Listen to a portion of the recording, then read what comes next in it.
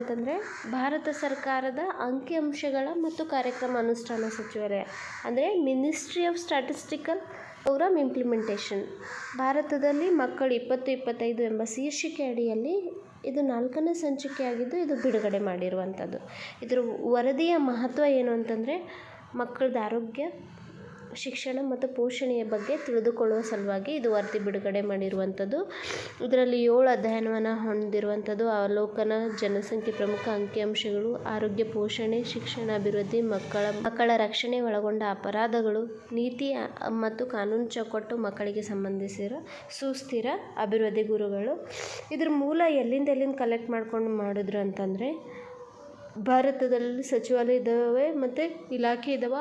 ಆ ಸಂಸ್ಥೆಗಳಿಂದ ಪಡೆದ ದತ್ತಾಂಶದ ಮೂಲಕ ಇದನ್ನು ಸಂಗ್ರಹಿಸಲಾಗಿದೆ.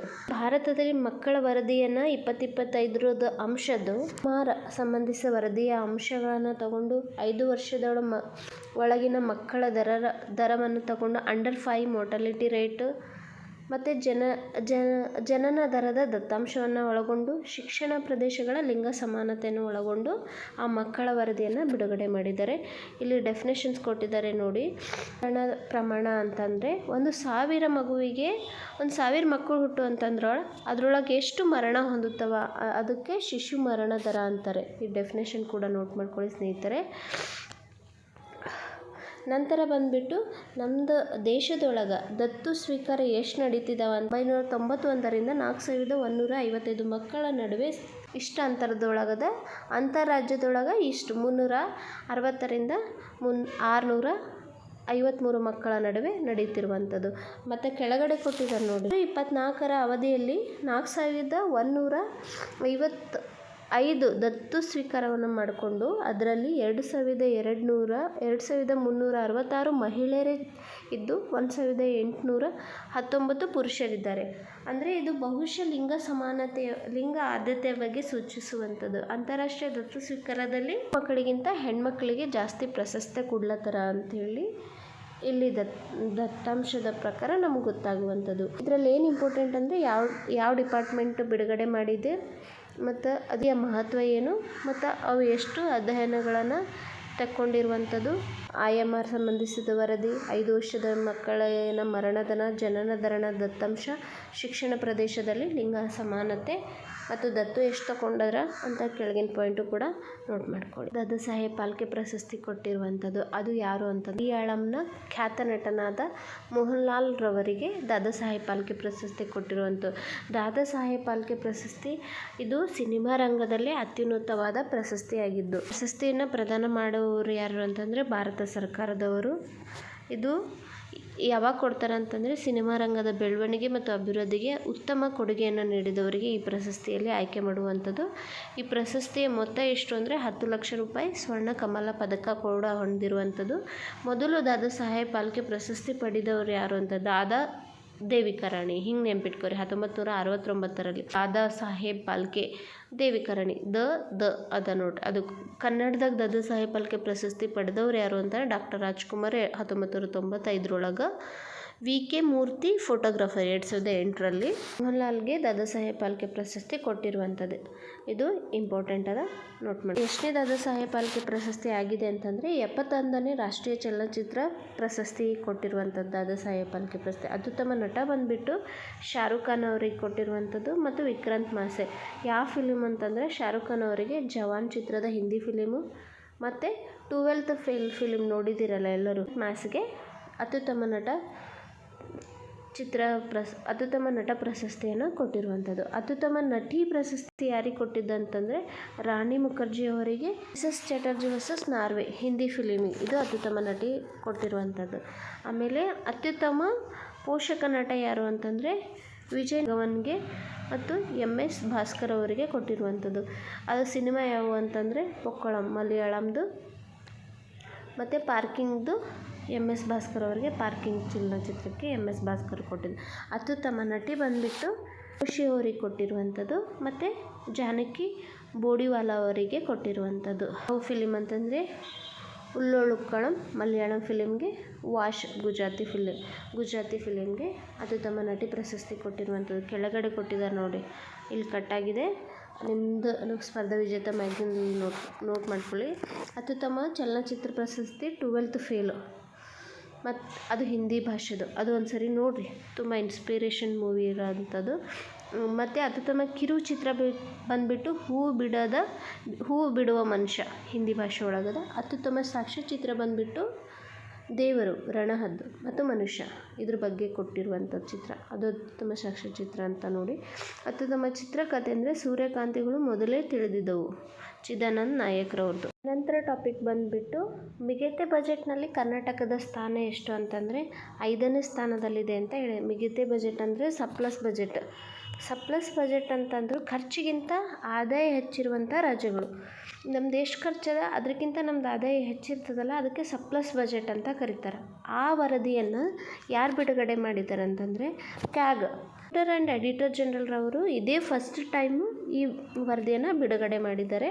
ಈ ವರದಿಯಲ್ಲಿ 10 ರಾಜ್ಯದೊಳಗೆ ನಮ್ಮ ಕರ್ನಾಟಕ ಎಷ್ಟನೇ ಸ್ಥಾನದೊಳಗದ ಅಂತಂದರೆ 5ನೇ ಸ್ಥಾನವನ್ನು ಪಡ್ಕೊಂಡಿರುವಂಥದ್ದು ನಮ್ಮ ಕರ್ನಾಟಕ. ಎಲ್ಲ ಡೌಟ್ ಬರಲತ್ತು, 5 ಗ್ಯಾರಂಟಿ ಇದ್ದಾವ, 5 ಗ್ಯಾರಂಟಿ ಯೋಜನೆಗಳು ಇದ್ದರೂ ಕೂಡ ನಮ್ಮ ಕರ್ನಾಟಕ ಸರ್ಪ್ಲಸ್ ಬಜೆಟ್ನಾಗದ ಅಂತೇಳಿ ಆಶ್ಚರ್ಯ ಆಗ್ಲತ್ತದಲ್ಲ. ಅದನ್ನು ಕೂಡ ನೆಕ್ಸ್ಟ್ ಕೊಟ್ಟಿದ್ದಾರೆ ನೋಡಿ. ಮಿಗತ ಬಜೆಟ್ನಲ್ಲಿ 5 ಅಗ್ರಸ್ಥಾನಗಳು ಹೊಂದಿರುವಂತಹ ಯಾವ್ಯಾವ ರಾಜ್ಯಗಳಂತಂದರೆ, ಫಸ್ಟ್ ಬಂದುಬಿಟ್ಟು ಉತ್ತರ ಪ್ರದೇಶ್, ಸೆಕೆಂಡ್ ಗುಜರಾತ್, ಥರ್ಡ್ ಒಡಿಸ್ಸಾ, ನಂತರ ಜಾರ್ಖಂಡ್ ಬಂದುಬಿಟ್ಟು ನಮ್ಮ ಕರ್ನಾಟಕ ಇರೋದು. ಫಸ್ಟ್ ಮಿಗತ ಬಜೆಟ್ನಲ್ಲಿ, ಸರ್ಪ್ಲಸ್ ಬಜೆಟ್ನಲ್ಲಿ ಫಸ್ಟ್ ಅಗ್ರಸ್ಥಾನದಲ್ಲಿರುವಂಥದ್ದು ಯಾವುದು ಅಂತಂದರೆ ಬಜೆಟ್ನಲ್ಲಿ ಉತ್ತರ ಪ್ರದೇಶ್ ಫಸ್ಟ್ ಪ್ಲೇಸ್ ಅದ ನೋಡಿರಿ. ಇದನ್ನು ನೋಟ್ ಮಾಡ್ಕೊಳ್ಳಿ. ತೆರಿಗೆ ಮತ್ತು ತೆರಿಗೆತರದಿಂದಲೂ ಆದಾಯ ಇದಲ್ಲ, ಅದರಲ್ಲೂ ಕೂಡ ನಮ್ಮ ಕರ್ನಾಟಕ ಎಷ್ಟನೇ ಸ್ಥಾನದಲ್ಲಿದೆ ಅಂತಂದರೆ 5ನೇ ಸ್ಥಾನದಲ್ಲಿದೆ. ತೆರಿಗೆ ಮತ್ತು ತೆರಿಗೆ ಮೂಲ ಆದಾಯದಲ್ಲಿ ಹೆಚ್ಚಿಸಿಕೊಂಡಿರುವ ರಾಜ್ಯದಲ್ಲಿ ಯಾವುದು? ಹರಿಯಾಣ ಫಸ್ಟ್ ಅದ. ಮತ್ತು ಸರ್ಪ್ಲಸ್ ಬಜೆಟ್ನಲ್ಲಿ ಉತ್ತರ ಪ್ರದೇಶ್ ಫಸ್ಟ್ ಅದ, ನೆನ್ಪಿಟ್ಕೊಳ್ಳಿ. ತೆರಿಗೆ ಮತ್ತು ತೆರಿಗೆ ಮೂಲ ಆದಾಯದಿಂದ ಹೆಚ್ಚಿಸಿಕೊಂಡಿರುವಂಥ ರಾಜ್ಯ ಫಸ್ಟ್ ಯಾವುದು ಅಂದರೆ ಹರಿಯಾಣ. ನಮ್ಮ ಕರ್ನಾಟಕ 2ರಲ್ಲೂ 5ನೇ ಸ್ಥಾನವನ್ನೇ ಹೊಂದಿರುವಂಥದ್ದು. DAG ಏನು ಮಾಡ್ಯದಂತಂದರೆ ಕೊರತೆ ಬಜೆಟ್ ಕೂಡ ಮಂಡನೆ ಮಾಡ್ಯದ. ಅದರಲ್ಲಿ ಫಸ್ಟ್ ಪ್ಲೇಸ್ ಯಾವುದು ಅಂತಂದರೆ ಆಂಧ್ರ ಪ್ರದೇಶ ಇರೋದು. ಗ್ಯಾರಂಟಿ ಇದ್ರೂ ಹೆಂಗೆ ಬಂತು ಅಂತ ಕರ್ನಾಟಕದ ಆರ್ಥಿಕ ಸ್ಥಿತಿಗತಿ ಕೊಟ್ಟಿದ್ದಾರೆ.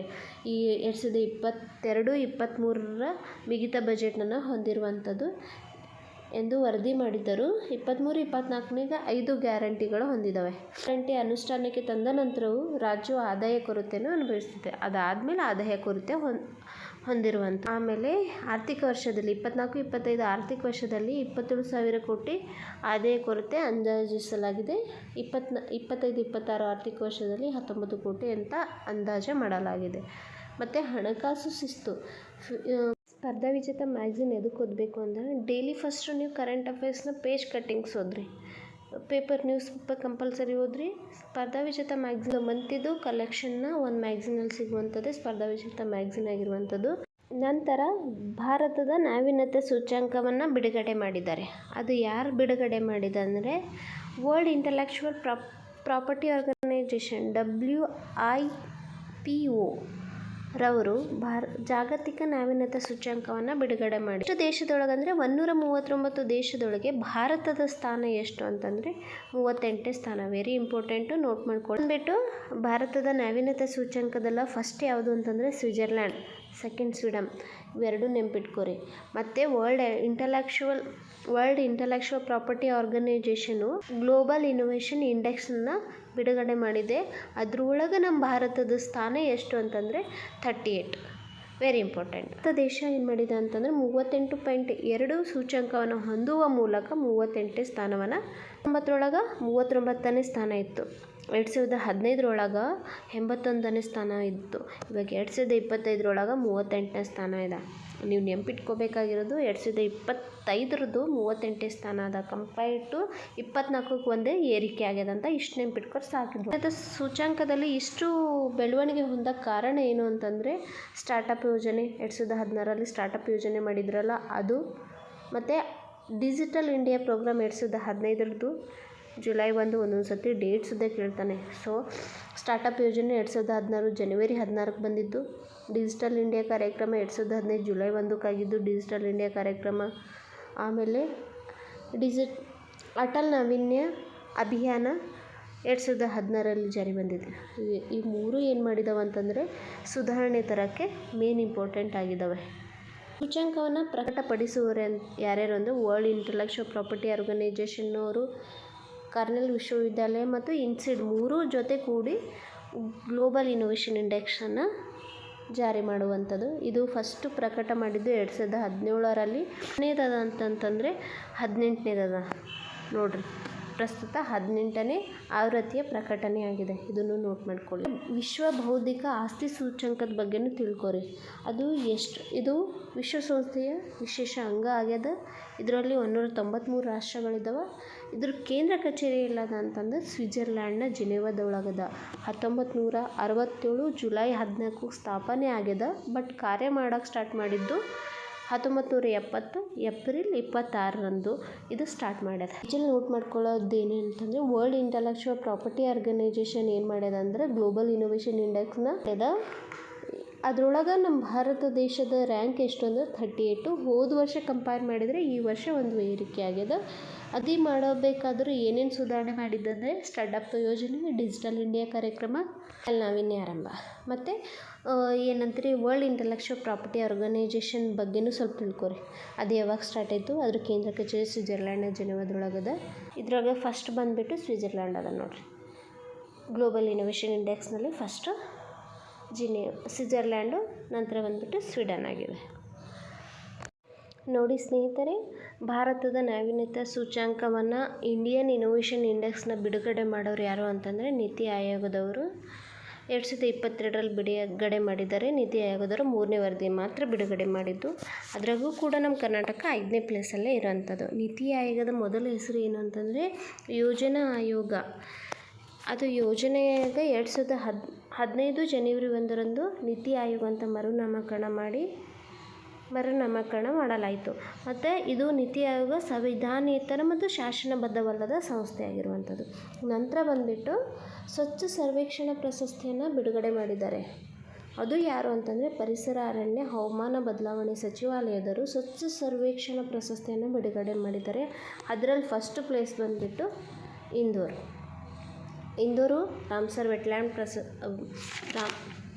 ರಾಮ್ಸರ್ ವೆಟ್ಲ್ಯಾಂಡ್ ಸಿಟೀಸ್ ಪ್ರಮಾಣಪತ್ರ ಪಡ್ಕೊಂಡವು. ಇಂದೂರು ಮತ್ತು ಉದಯ್ಪುರ್ ನೋಡ್ರಿ.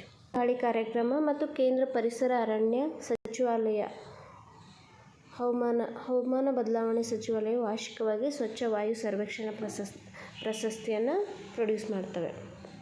130ರೊಳಗೆ ಫಸ್ಟ್ ಪ್ಲೇಸ್ ಯಾವುದು ಅಂತಂದರೆ ಇಂದೂರು. ಈ ಶುದ್ಧತೆಯನ್ನು ಹೆಚ್ಚಿಸುವ ಸಲುವಾಗಿ ಮತ್ತು ಮಾಲಿನ್ಯ ಕಡಿಮೆ ಮಾಡುವ ಸಲುವಾಗಿ ಒಂದು ಕಾರ್ಯಕ್ರಮ ಮಾಡಿದ್ದಾರೆ. ಅದು ಸೇವಾ ಪರ್ವ ಕಾರ್ಯಕ್ರಮ. ಅದರೊಳಗೆ ಏನು ಮಾಡಿದ್ದಾರೆ ಅಂತಂದ್ರೆ ಏಕ್ ಪೇಡ್ ಮಾ ಕೆ ನಾಮ್ ಅಂತೇಳಿ ಸೆಪ್ಟೆಂಬರ್ 17ರಿಂದ ಪ್ರಾರಂಭ ಮಾಡಿ ಅಕ್ಟೋಬರ್ 2 ತನಕ ಅದು ಪ್ರಾರಂಭ ಮಾಡಿದ್ದಾರೆ. ಕೆಳಗಡೆ ಕೊಟ್ಟಿದ್ದಾರೆ ನೋಡಿ.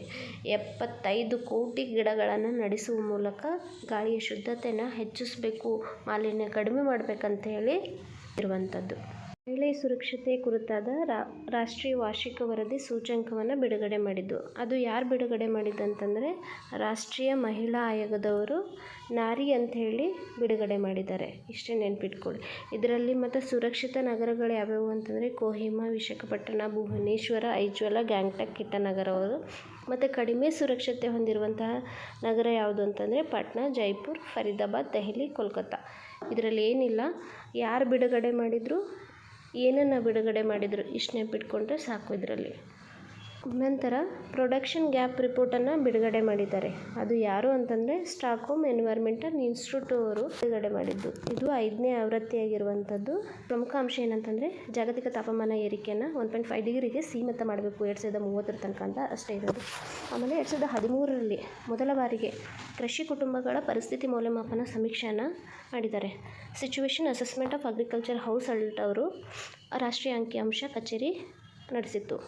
ಯಾರು ಬಿಡುಗಡೆ ಮಾಡಿದಂದರೆ ರಾಷ್ಟ್ರೀಯ ಅಂಕಿಅಂಶಗಳ ಕಚೇರಿಯ ಇದನ್ನು ಬಿಡುಗಡೆ ಮಾಡಿದ್ದಾರೆ. ಫಸ್ಟ್ ಟೈಮ್ 2013 ಕೃಷಿ ಕುಟುಂಬಗಳ ಪರಿಸ್ಥಿತಿ ಬಗ್ಗೆ ಸಮೀಕ್ಷೆ ಮಾಡಿದವರು ಯಾರು ಅಂತಂದರೆ ರಾಷ್ಟ್ರೀಯ ಅಂಕಿಅಂಶವನ್ನು ಮಾಡಿದ್ದಾರೆ. ಕರ್ನಾಟಕ ಪ್ರಶಸ್ತಿಗೆ ಡಾಕ್ಟರ್ ವಿಷ್ಣುವರ್ಧನ್ ಮತ್ತು ಬಿ ಸರೋಜಾದೇವಿ ಅವರಿಗೆ ಕೊಡ್ಲಾಕ ಈ ಸರಿ ನಿರ್ಧಾರ ಮಾಡ್ಯಾರ ನೋಡ್ರಿ. ವಿಷ್ಣುವರ್ಧನ್ ಅವರಿಗೆ ಪೈಲನೆ ಕೊಡಬೇಕಿತ್ತು. ಇದು ಮತ್ತು ಮರಣೋತ್ತರವಾಗಿ ಪುನೀತ್ ರಾಜ್ಕುಮಾರ್ ಅವರಿಗೆ ಮರಣೋತ್ತರವಾಗಿ 2022 ಕೊಟ್ಟಿದ ಮೇಲೆ ವಿಷ್ಣುವರ್ಧನ್ ಮತ್ತು ಬಿ ಸರೋಜಾದೇವಿ ಅವರಿಗೆ ಮರಣೋತ್ತರವಾಗಿ ಕರ್ನಾಟಕ ರತ್ನ ಪ್ರಶಸ್ತಿ ಕೊಡಬೇಕು ಅಂತೇಳಿ ನಿರ್ಧಾರ ಮಾಡ್ಯಾರ. ಕರ್ನಾಟಕ ರಾಜ್ಯ ಸಚಿವ ಸಂಪುಟ ತೀರ್ಮಾನ ಮಾಡ್ಯಾರ. ಇದೇ ಟೈಮಿನೊಳಗೆ ಏನು ಮಾಡ್ಯಾರಂದರೆ ರಾಷ್ಟ್ರಕವಿ ಕುವೆಂಪು ಅವರಿಗೆ ಭಾರತ ರತ್ನ ಪ್ರಶಸ್ತಿನೂ ಕೊಡಬೇಕಂತೇಳಿ ಕೇಂದ್ರ ಸರ್ಕಾರಕ್ಕೆ ಶಿಫಾರಸು ಕೂಡ ಮಾಡಿರುವಂಥದ್ದು ನೋಡ್ರಿ. ಮತ್ತು ಕರ್ನಾಟಕ ರತ್ನ ಪ್ರಶಸ್ತಿ ಬಗ್ಗೆ ತಿಳ್ಕೊಬೇಕು. ಯಾಕೆಂತಂದರೆ ಕರ್ನಾಟಕದ ಏನೇ ಬರಲಿ ಕರೆಂಟ್ ಅಫೇರ್ಸಲ್ಲಿ ಆ ಕರ್ನಾಟಕದ್ದು ಒಟ್ಟ ಮರ್ತು ಹೋಗ್ಬಾರ್ದು. ಭಾಳ ಇಂಪಾರ್ಟೆಂಟ್ ಭೀ ಇರ್ತದೆ. ಕರ್ನಾಟಕ ರಾಜ್ಯದ ಅತ್ಯುನ್ನತ ಪ್ರಶಸ್ತಿ ಯಾವುದು ಅಂತಂದರೆ ಕರ್ನಾಟಕ ರತ್ನ ಪ್ರಶಸ್ತಿ. ಎಷ್ಟರಲ್ಲಿ ಜಾರಿ ಬಂದಿದ್ದು ಅಂದರೆ 1992ರಲ್ಲಿ ಜಾರಿ ಬಂದಿದ್ದು.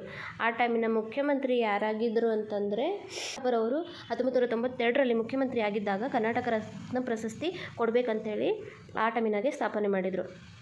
ಇಲ್ಲಿ ತನಕ ಎಷ್ಟು ಜನ ಪ್ರಶಸ್ತಿಯನ್ನು ಪಡ್ಕೊಂಡಿದ್ದಾರೆ ಅಂತಂದರೆ 10 ಜನ ಅವಾಗ ಪಡ್ಕೊಂಡಿದ್ರು. ಇವರಿಬ್ಬರು ಸೇರಿದು 12 ಜನ ಕರ್ನಾಟಕ ರತ್ನ ಪ್ರಶಸ್ತಿ ಪಡ್ಕೊಂಡಿದ್ದಾರೆ. ಇವು ನೋಟ್ ಮಾಡ್ಕೊಳ್ಳಿ. ಯಾಕಂತಂದರೆ ಕೇಳ್ತಾನೆ, ಒಂದೊಂದು ಸರಿ ಕೇಳ್ತಾನೆ. ಸೊ ಇಯರ್ ವಿತ್ತು ಯಾರ್ಯಾರು ಪಡ್ಕೊಂಡಾರ ಅಂತಲೂ, ಯಾವ ಕ್ಷೇತ್ರಕ್ಕೆ ಪಡ್ಕೊಂಡಾರ, ಯಾರ್ಯಾರು ಪಡ್ಕೊಂಡಾರ ಅಂತಲೂ ನೋಡಿರಿ. ಕುವೆಂಪು ಅವರು 1992ರೊಳಗೆ ಸಾಹಿತ್ಯ ವಿಭಾಗದಲ್ಲಿ ಪಡ್ಕೊಂಡಿದ್ದು.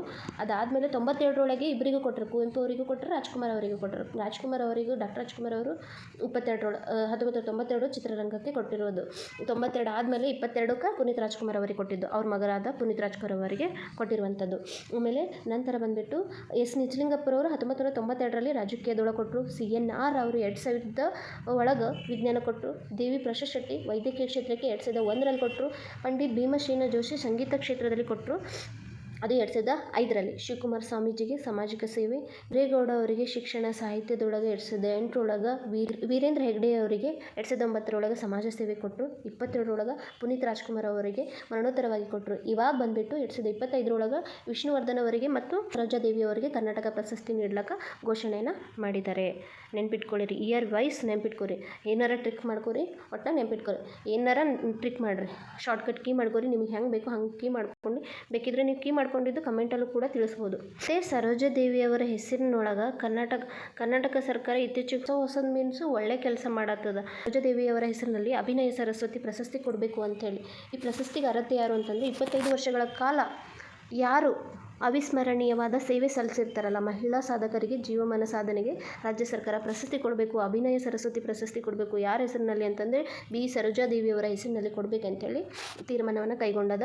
ಅದಕ್ಕೆ 1 ಲಕ್ಷ ರೂಪಾಯಿ ಮತ್ತು 100 ಗ್ರಾಮ್ ಬೆಳ್ಳಿ ಕೊಡುವಂಥದ್ದು. ಮತ್ತು ಇಲ್ಲಿ ಕರ್ನಾಟಕ ರತ್ನ ಪ್ರಶಸ್ತಿಗೆ ಏನೇನು ಕೊಡ್ತಾರೆ ಅಂದರೆ 50 ಗ್ರಾಮ್ ತೂಕದ ಚಿನ್ನದ ಪದಕ ಕೊಡ್ತಾರೆ, ಪ್ರಶಸ್ತಿ ಪತ್ರ ಮತ್ತು ಸ್ಮರಣಿಕೆ ಮತ್ತು ಶಾಲನ ಹೊಂದಿರುವಂಥದ್ದು ನೋಡ್ರಿ. ವರ್ಧನ್ ಅವರು 200 ಸಿನಿಮಾ ಮಾಡಿದಾರ. ಅದ್ರೊಳಗೆ 14 ಸಿನಿಮಾ ಏನು ಮಾಡ್ಯಾರ ಅಂತಂದ್ರೆ ದ್ವಿಪಾತ್ರಗಳನ್ನು ಅಭಿನಯಿಸಿದ ಏಕೈಕ ಚಿತ್ರನಟ ಯಾರು ಅಂತಂದರೆ ಅದು ವಿಷ್ಣುವರ್ಧನ್ ಅವರು.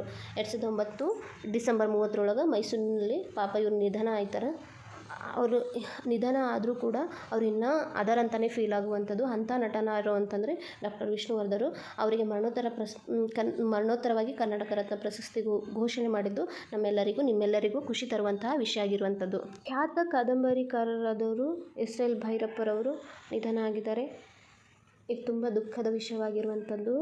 ಇವ್ರದ್ದು ಎಷ್ಟು ಕಾದಂಬರಿ ಇದ್ದಾವೆ ಮತ್ತು ಅವ್ರದ್ದು ಎಷ್ಟು ಪ್ರಶಸ್ತಿ ಸಿಕ್ಕಿದಾವ ಇವೆಲ್ಲ ಇಂಪಾರ್ಟೆಂಟು. ಅಂದರೆ ಇತ್ತೀಚೆಗೆ ನಿಧನ ಹೊಂದಿರುವಂಥವ್ರು ಮತ್ತು 100 ಇಯರ್ಸ್ ಆದವರು ಇವ್ರ ಬಗ್ಗೆ ಕೇಳ್ತಾನೆ. ಕರ್ನಾಟಕಕ್ಕೆ ಸಂಬಂಧಪಟ್ಟಿದ್ದು ಜಾಸ್ತಿ ಕೇಳ್ತಾನೆ. ಸೊ ಇಂಥವೆಲ್ಲ ಕೇರ್ಫುಲಿ ಓದ್ಕೊರಿ. SL ಭೈರಪ್ಪರವರ ಪೂರ್ಣ ಹೆಸರು ಅಂತಂದರೆ ಸಂತೇಶಿವರ ಸಂಗಣ್ಣಯ್ಯ ಭೈರಪ್ಪ ಅಂತ ಅವ್ರದ್ದು ಪೂರ್ಣ ಹೆಸರು. SL ಅಂತಂದರೆ ನೋಡ್ರಿ ಅವ್ರದ್ದು SL ಭೈರಪ್ಪರವ್ರದ್ದು ಸಂತೇಶಿವರ ಲಿಂಗಣ್ಣಯ್ಯ ಭೈರಪ್ಪರವರು 2025 ಸೆಪ್ಟೆಂಬರ್ 24ಕ್ಕೆ ಅನಾರೋಗ್ಯದಿಂದ ವಿಧಿವಶವಾದರು. ಅವರು ಹುಟ್ಟಿದ ಯಾವಾಗ ಅಂತಂದರೆ 1930 ಆಗಸ್ಟ್ 20ರಂದು ಹಾಸನ ಜಿಲ್ಲೆಯ ಚನ್ನರಾಯಪಟ್ಟಣ ತಾಲೂಕಿನ ಸಂತೇಶಿವರದಲ್ಲಿ ಜನನಾಯಿತು. ಭೈರಪ್ಪರವರ ಮೊದಲ ಕಾದಂಬರಿ ಯಾವುದು ಅಂತಂದರೆ ಭೀಮಕಾಯ. ಎಷ್ಟರಲ್ಲಿ 1958ರಲ್ಲಿ ಫಸ್ಟು ಕಾದಂಬರಿಯನ್ನು ರಚನೆ ಮಾಡಿದರು. ಇವ್ರದ್ದು 25 ಕಾದಂಬರಿ ಇದ್ದಾವೆ, 6 ಚಿಂತನ ಪ್ರಬಂಧಗಳು ಇದ್ದಾವೆ, 1 ಆಟೋಗ್ರಾಫಿ ಇದೆ, 4 ಕಾದಂಬರಿಗಳೇನಾದವು ಅಂತಂದರೆ ಚಲನಚಿತ್ರವಾಗಿದ್ದಾವೆ.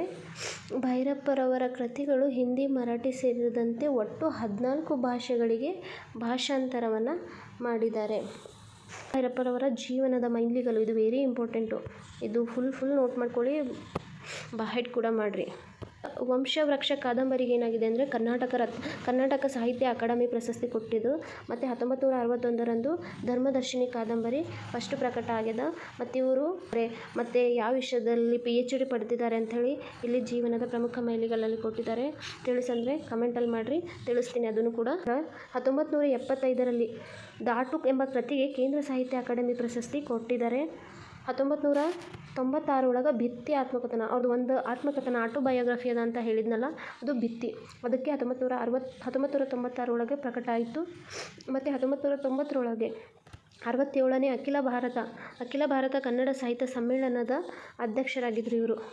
ಮತ್ತು 2005ರಲ್ಲಿ ಪಂಪ ಪ್ರಶಸ್ತಿ ಸಿಕ್ತು. ಗುಲ್ಬರ್ಗ ವಿಶ್ವವಿದ್ಯಾಲಯದೊಳಗೆ ಗೌರವ ಡಾಕ್ಟರೇಟ್ ಪ್ರಶಸ್ತಿ ಕೂಡ ಸಿಕ್ತು.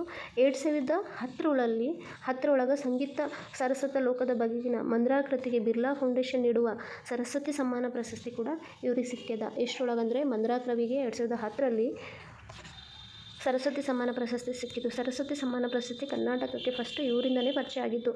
ಮುಂಚೆನೇ ಗೊತ್ತಿತ್ತು, ಬಟ್ ಸರಸ್ವತಿ ಸಮ್ಮಾನ ಪ್ರಶಸ್ತಿ ಇವ್ರಿಗೆ ಕೊಟ್ಟಾಗ ಸರಸ್ವತಿ ಸಮ್ಮಾನ ಪ್ರಶಸ್ತಿ ಬಿರ್ಲಾ ಫೌಂಡೇಶನ್ ಅವರು ನೀಡ್ತಾರೆ. ಯಾರಿಗೆ ಕೊಟ್ಟಾರೆ ಅಂತಂದರೆ SL ಭೈರಪ್ಪರವರು ಮಂದ್ರಾ ಕವಿಗೆ 2010ರಲ್ಲಿ ನೀಡಿದ್ದಾರೆ ಅನ್ನೋದನ್ನ ನೆನ್ಪಿಟ್ಕೊಳ್ಳಿ. ಇದನ್ನು ತುಂಬ ಬಾರಿ ಪ್ರಶ್ನೆಯನ್ನು ಕೇಳಿದ್ದಾರೆ, ಸೊ ನೋಟ್ ಮಾಡ್ಕೊಳ್ಳಿ. ಕನ್ನಡ ವಿಶ್ವವಿದ್ಯಾಲಯದ ನಾಡೋಜ ಗೌರವ ಪ್ರಶಸ್ತಿ 11ರೊಳಗೆ ಸಿಕ್ತು. ಬೆಟಗೇರಿ ಕೃಷ್ಣ ಶರ್ಮಾ ಪ್ರಶಸ್ತಿ ಕೂಡ ಸಿಕ್ಕಿದ. ನ್ಯಾಷನಲ್ ರಿಸರ್ಚ್ ಪ್ರೊಫೆಸರ್ ಹುದ್ದೆಯನ್ನು ಮಾಡಿದರು. ಸಾಹಿತ್ಯ ಅಕಾಡೆಮಿ ಫೆಲೋಶಿಪ್ ಗೌರವ ಕೂಡ ಭಾಜನರಾದರು. ಪದ್ಮಶ್ರೀ ಸಿಕ್ಕಿದ ಮತ್ತು ಪದ್ಮವಿಭೂಷಣ್ ಸಿಕ್ಕಿದ. ಮತ್ತು ಇವರಿಗೆ ನೃಪತುಂಗ ಪ್ರಶಸ್ತಿ ಕೂಡ ದೊರೆತಿರುವಂಥದ್ದು.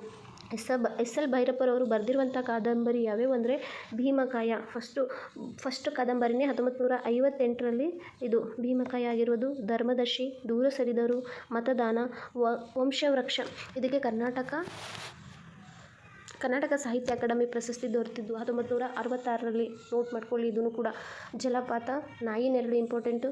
ತಬ್ಬಲಿಯು ನೀನಾದೆ ಮಗನೇ, ಗ್ರಹಭಂಗ, ನಿರಾಕರಣ, ದಾಟುಗೆ ಕೇಂದ್ರ ಸಾಹಿತ್ಯ ಅಕಾಡೆಮಿ ಪ್ರಶಸ್ತಿ ದೊರೆತಿದೆ ನೋಡ್ರಿ. ಮತ್ತು ಅನ್ವಿಂಚಣೆ, ಪರ್ವ ಕೂಡ ಇವ್ರದ್ದೇ, ಇದನ್ನು ಕೇಳಿದ್ದಾನೆ ಪರ್ವ ಕೂಡ. ನೆಲೆ, ಸಾಕ್ಷಿ, ಅಂಚು, ತಂತು, ಸಾರ್ಥ, ಮಂದ್ರಾ ಕವಿ ಅಂತೂ ವೆರಿ ಇಂಪಾರ್ಟೆಂಟು. ಆವರಣ, ಕವಲು ಕೂಡ. ಆಮೇಲೆ ಯಾನ, ಉತ್ತರಾಖಂಡ ಇವ್ರದ್ದೆಲ್ಲ ಪ್ರಮುಖ ಕಾದಂಬರಿಗಳು. ಚಲನಚಿತ್ರವಾಗಿರುವಂತಹ ಕಾದಂಬರಿ ಯಾವುದು ಅಂತಂದರೆ ವಂಶವೃಕ್ಷ, ತಬ್ಬಲಿ ನೀನಾದೆ ಮಗನೇ, ಮತದಾನ, ನಾಯಿ ನೆರಳು. ಕಿರುತೆರೆ ಧಾರಾವಾಹಿಗೆ ಕಾದಂಬರಿಗಳು ಯಾವ್ಯಾವು ಅಂದರೆ ಗೃಹಭಂಗ ಮತ್ತು ಧಾಟು, ಇದು ಹಿಂದಿ ಭಾಷೆ ಒಳಗಿರೋದು. ಕನ್ನಡಕ್ಕೆ ದೊರೆತ ಸರಸ್ವತಿ ಸಮ್ಮಾನ ಪ್ರಶಸ್ತಿ SL ಭೈರಪ್ಪರವರು ಮಂದ್ರಾ ಕಾದಂಬರಿಗೆ 2010ರಲ್ಲಿ ದೊರೆತಿದ್ದು. ನಂತರ ಎಂ ವೀರಪ್ಪ ಮೊಯ್ಲಿಯವರು ಶ್ರೀರಾಮಾಯಣ ಮಹಾ ಅನ್ವೇಷಣೆ 2014ರಲ್ಲಿ ದೊರೆತಿರುವಂಥ ಸರಸ್ವತಿ ಸಮ್ಮಾನ ಪ್ರಶಸ್ತಿ ಕನ್ನಡಕ್ಕೆ ಫಸ್ಟ್ ಇವರಿಂದನೇ ಪರಿಚಯ ಆಗಿದೆ. ಇವ್ರದ್ದು ಎಲ್ಲ ಕಾದಂಬರಿಗಳು ನೋಟ್ ಮಾಡ್ಕೊಳ್ಳಿ, ಯಾಕಂದರೆ ಇದು ದಾಟು ಆಗಲಿ, ಮಂದ್ರಾ ಆಗಲಿ, ಕವಲು ಆಗಲಿ, ನಾಯಿ ನೆರಳು, ಪರ್ವ ಇವೆಲ್ಲ ವೆರಿ ಇಂಪಾರ್ಟೆಂಟು. ಮತ್ತು ಇವ್ರದ್ದು ಎಲ್ಲನೂ ನೋಟ್ ಮಾಡ್ಕೊಳ್ಳಿ, ಯಾಕಂದರೆ ಕೇಳುವ ಸಾಧ್ಯತೆ ಜಾಸ್ತಿ ಆಗಿರುವಂಥದ್ದು. ನೆಕ್ಸ್ಟ್ ಬಂದುಬಿಟ್ಟು ದೇಶದಲ್ಲೇ ಫಸ್ಟ್ ಟೈಮು ಏಕೀಕೃತ ಭೂಸ್ವಾಧೀನ ವ್ಯವಸ್ಥೆಯ ಮಾದರಿಯನ್ನು ಜಾರಿಗೆ ತಂದಿದ್ದಾರೆ. ದೇಶದೊಳಗೆ ಫಸ್ಟ್ ಟೈಮ್ ನೋಡ್ರಿ. ಇದನ್ನು ಜಾರಿ ತಂದವರು ಯಾರು ಅಂತಂದರೆ ಕಂದಾಯ ಇಲಾಖೆದವರು. ಇದ್ರ ಉದ್ದೇಶ ಏನಂತಂದರೆ ಭೂಸ್ವಾಧೀನ ಪ್ರತಿಕ್ರಿಯೆಯಲ್ಲಿ ಟ್ರಾನ್ಸ್ಪರೆನ್ಸಿ ತರುವಂಥ ಸಲುವಾಗಿ ಕಂದಾಯ ಇಲಾಖೆದವರು ಈ ಆಡಳಿತ ವಿಭಾಗದ ಸೆಂಟರ್ ಫಾರ್ ಸ್ಮಾರ್ಟ್ ಗೌರ್ಮೆಂಟ್ದವರು ಇದನ್ನು ಜಾರಿಗೆ ತಂದಿರುವಂಥದ್ದು.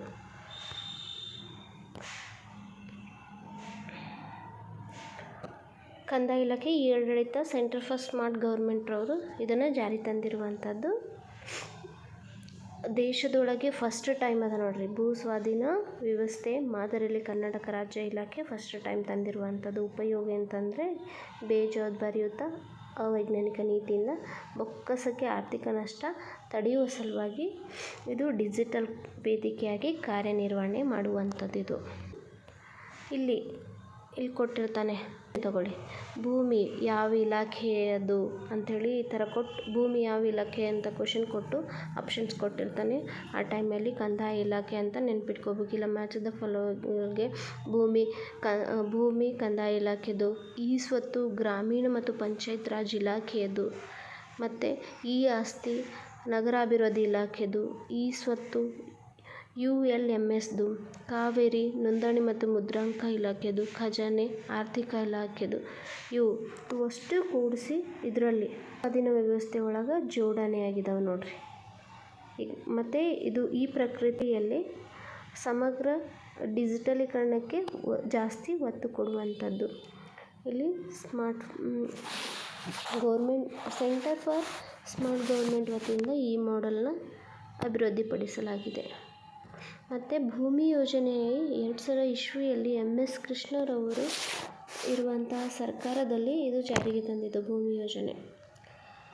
RTC ಪಹಣಿಗಳನ್ನು ಡಿಜಿಟಲೈಸೇಷನ್ ಮಾಡಿದರು ಮತ್ತು ಕಿಯೋಸ್ಕೋ ಕೇಂದ್ರಗಳ ಮೂಲಕ ನಾಗರಿಕರಿಗೆ ಲಭ್ಯವಾಗುವಂತೆ ಇದನ್ನು ಹೆಲ್ಪ್ ಮಾಡಿದರು. ಇದರಲ್ಲಿ ನೋಟ್ ಮಾಡ್ಕೊಳ್ಳಬೇಕಾಗಿರುವಂಥದ್ದು ಇವಿಷ್ಟು ನೋಟ್ ಮಾಡ್ಕೊಳ್ಳಿ. ಮತ್ತು ಭೂ ಸ್ವಾಧೀನ ವ್ಯವಸ್ಥೆ ಯಾರು ಜಾರಿಗೆ ತಂದಿದ್ದು, ಅದು ಎದ್ರ ಸಲುವಾಗಿ ಜಾರಿಗೆ ತಂದಿದ್ದು, ಇಷ್ಟು ನೆನ್ಪಿಟ್ಕೊಂಡ್ರೆ ಸಾಕು. ಈ ಪುಟ್ಟ ಟಾಪಿಕ್ ಬಂದು ಭಾರತದ 15ನೇ ಉಪರಾಷ್ಟ್ರಪತಿಯವರನ್ನು ನೇಮಕ ಮಾಡಿದ್ದಾರೆ. ಯಾಕಂದರೆ ಜಗದೀಪ್ ಧನ್ಕರ್ ಅವರು ರಾಜೀನಾಮೆ ನೀಡಿದ್ದಾರೆ. ಅದ್ರ ಸಲುವಾಗಿ 15ನೇ ವೈಸ್ ಪ್ರೆಸಿಡೆಂಟ್ ಯಾರು ಅಂತಂದರೆ CP ರಾಧಾಕೃಷ್ಣನ್ ಅವರು ಆಯ್ಕೆ ಮಾಡಬೇಕಂತಂದರೆ ಫಸ್ಟು ಆರ್ಟಿಕಲ್ 66ನೇ ವಿಧಿಯ ಮೂಲಕ ಉಪರಾಷ್ಟ್ರಪತಿ ಚುನಾವಣೆಗೆ 2 ಸದನದ ಮೂಲಕ ಇವರು ಸದನಗಳ ಸದಸ್ಯರು ಅಂದರೆ ಚುನಾಯಿತರು ನಾಮಕರಣರು ಎಲ್ಲರೂ ಭಾಗವಹಿಸ್ತಾರೆ. ಪದನಿಮಿತ್ತ ಸಭಾಪತಿಗಳಾಗಿ ಕಾರ್ಯವನ್ನು ನಿರ್ವಹಿಸ್ತಾರೆ. ಯಾರು? ಉಪರಾಷ್ಟ್ರಪತಿಯವರು. 15ನೇದು ಯಾರು? CP ರಾಧಾಕೃಷ್ಣ ಅವರು. ಇವಾಗ ಪ್ರೆಸೆಂಟ್ ದ್ರೌಪದಿ ಮುರ್ಮುರವರು ರಾಷ್ಟ್ರಪತಿಯಾದಂಥ ದ್ರೌಪದಿ ಮುರ್ಮುರವರು ಉಪರಾಷ್ಟ್ರಪತಿಯವರಿಗೆ ಪ್ರಮಾಣ ವಚನವನ್ನು ಘೋಷಣೆಯನ್ನು ಮಾಡ್ತಾರೆ. ಅಭ್ಯರ್ಥಿಯಾಗಿ ಚುನಾವಣೆ ಹೊಂದಬೇಕಿತ್ತಂದ್ರೆ ಆರ್ಟಿಕಲ್ 66 ಬೇಕು. ಅದಕ್ಕೆ 2 ಸದನದ ಎಲ್ಲ ಸದಸ್ಯರು ಇರಬೇಕು, ಚುನಾಯಿತರಾಗಿರಬೇಕು ಮತ್ತು ನಾಮಕರಣ ಮಾಡಿದವರು ಕೂಡ ಆಗಿರಬೇಕು. ಇದರೊಳಗೆ ಎಷ್ಟು ಜನ ಭಾಗವಹಿಸಿದ್ರು ಅಂತಂದರೆ 543ರಲ್ಲಿ 542 ಒಂದು ಖಾಲಿ ಇತ್ತು. 245ರಲ್ಲಿ 339 ಮಂದಿ ಚುನಾವಣೆ ಭಾಗವಹಿಸಿದ್ರು. ಟೋಟಲ್ ಎಷ್ಟು? 781. 245, 42, 542, 299 ಎರಡು ಕೂಡಿಸಿ 791 ಮಂದಿ ಕೂಡ ಭಾಗವಹಿಸಬೇಕಾಗಿರುವಂಥದ್ದು. ಇಷ್ಟರಲ್ಲಿ ಏನಾಯಿತು ಅಂತಂದರೆ 791ರೊಳಗೆ 767 ಮತಗಳು ಚಲಾವಣೆಯಾದು. 14 ಮಂದಿ ಏನು ಮಾಡಿದ್ರು? ದೂರ ಉಳಿದ್ರು. ಅಂದರೆ CP ರಾಧಾಕೃಷ್ಣನ್ ಅವರು NDA ಅಭ್ಯರ್ಥಿಯ ಮತವನ್ನು ಹೊಂದಿದ್ದು ಮತ್ತು ಇಂಡಿಯಾ ಅಭ್ಯರ್ಥಿಗೆ ಮತ ಹೊಂದಿದ್ದು ಸುದರ್ಶನ್ ರೆಡ್ಡಿ. ಇವರ CP ರಾಧಾಕೃಷ್ಣರವರ ಅಪೋಸಿಟು B ಸುದರ್ಶನ್ ರೆಡ್ಡಿ ಅವರು ನಿಂತಿದ್ದರು. ಒಟ್ಟು ಮತದಾನ 752 ಬೇಕಾಗಿತ್ತು. ಬಟ್ CP ರಾಧಾಕೃಷ್ಣ ಅವರು 452 ಮತವನ್ನು ಹೊಂದುವ ಮೂಲಕ ರಾಷ್ಟ್ರಪತಿಯಾಗಿ ಆಯ್ಕೆಯಾದರು. ಇದರೊಳಗೆ 2004ರಲ್ಲಿ ವಿಶ್ವಸಂಸ್ಥೆಯ ಸಾಮಾನ್ಯ ಅಧಿವೇಶನ ಪ್ರತಿನಿಧಿಸಿ ಭಾಷಣವನ್ನು ಮಾಡಿದ್ದಾರೆ ಇವರು. ಮತ್ತು ಇವರು ಉಪರಾಷ್ಟ್ರಪತಿ ಆಗಿರಬೇಕು ಅಂತಂದರೆ ಈ ಹುದ್ದೆಗೆ ಅರ್ಹತೆ ಯಾವುದರ ಮೂಲಕ ಅಂತಂದರೆ 66ನೇ ವಿಧಿಯ ಮೂಲಕನೇ ಅರ್ಹತೆ ಹೊಂದಿರ್ತದೆ. 35 ವರ್ಷ ವಯಸ್ಸಾಗಿರಬೇಕು. ಯಾವುದೇ ಲಾಭದಾಯಕ ಹುದ್ದೆಯನ್ನು ಹೊಂದಿರಬಾರ್ದು. 20 ಮಂದಿ ಮತದಾರರ ಸೂಚಕರಾಗಿ 20 ಮಂದಿ ಅನುಮೋದನೆಯನ್ನು ಹಾಕಬೇಕು. 15,000 ರೂಪಾಯಿಯನ್ನು RBIಯಲ್ಲಿ ಠೇವಣಿಯನ್ನು ಮಾಡಿರಬೇಕು. ಉಪರಾಷ್ಟ್ರಪತಿಗೆ ಪದಚ್ಯುತಿ ಮಾಡಬೇಕಿತ್ತಂದ್ರೆ ಯಾವ ಆರ್ಟಿಕಲ್ ಮೂಲಕ ಅಂತಂದರೆ 67B ಮೂಲಕ ಮತ್ತು 67C ಅನ್ವಯ ಅವರಿಗೆ ಫಸ್ಟು ಉಪರಾಷ್ಟ್ರಪತಿಗೆ 14 ದಿನದ ನೋಟಿಸ್ ಕೊಡಬೇಕು. ಆಮೇಲೆ ರಾಜ್ಯಸಭೆಯ ವಿಶೇಷ ಬಹುಮತ ಮತ್ತು ಲೋಕಸಭೆಯಲ್ಲಿ ಸರಳ ಬಹುಮತದಿಂದ ಅವ್ರನ್ನ ಪದಚ್ಯುತಿಯನ್ನು ಮಾಡ್ಬೋದು. ಇವರು ಉಪರಾಷ್ಟ್ರಪತಿ ಇರ್ತಾರಲ್ಲ, ರಾಜ್ಯಸಭೆಯ ಪದನಿಮಿತ್ತ ಅಧ್ಯಕ್ಷರಾಗಿರ್ತಾರೆ ನೋಡ್ರಿ. ಆಮೇಲೆ ಇವರಿಗೆ 4 ಲಕ್ಷ ರೂಪಾಯಿ ವೇತನ ಇದೆ. ಸೊ ಉಪರಾಷ್ಟ್ರಪತಿಗೆ ಇಂಪಾರ್ಟೆಂಟ್ ಆರ್ಟಿಕಲು 66 ಮತ್ತು 67C ಮತ್ತು B ಎರಡು ಇಂಪಾರ್ಟೆಂಟ್ ಇದ್ದಾವೆ. 66, 67, B ಮತ್ತು C. ಉಪರಾಷ್ಟ್ರಪತಿ ಯಾರು ಅಂತ ಹಿಂದೆ ಇದ್ದಿದ್ದು ಉಪರಾಷ್ಟ್ರಪತಿ ಯಾರು ಅಂತಂದರೆ ಜಗದೀಪ್ ಧನ್ಕರ್ ಅವರು. ಇವಾಗ ರಾಜೀನಾಮೆ ಕೊಟ್ಟ ಸಲುವಾಗಿ CP ರಾಧಾಕೃಷ್ಣನ್ ಅವರು 15ನೇ ಉಪರಾಷ್ಟ್ರಪತಿಯಾಗಿ ಆಯ್ಕೆ ಆಗಿದ್ದಾರೆ. ಇವರಿಗೆ ಪ್ರಮಾಣ ವಚನವನ್ನು ಯಾರು ಬೋಧನೆ ಮಾಡ್ತಾರೆ ಅಂದರೆ ರಾಷ್ಟ್ರಪತಿಯವರು ಬೋಧನೆ ಮಾಡ್ತಾರೆ. ಈಗಿನ ರಾಷ್ಟ್ರಪತಿ ಯಾರು ಅಂತಂದರೆ ದ್ರೌಪದಿ ಮುರ್ಮುರವರು ಆಗಿದ್ದಾರೆ.